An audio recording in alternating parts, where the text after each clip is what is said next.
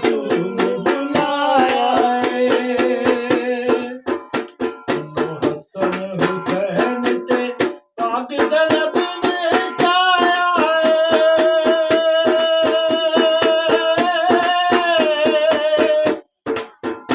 उन्हों महद दुआ खुद हक बतूल बुलाया है।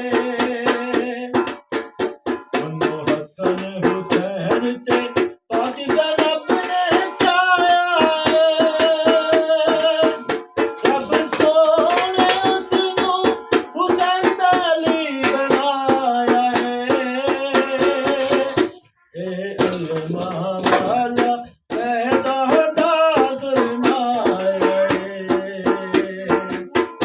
ए अल्लामा वाला पैदा दा फरमाया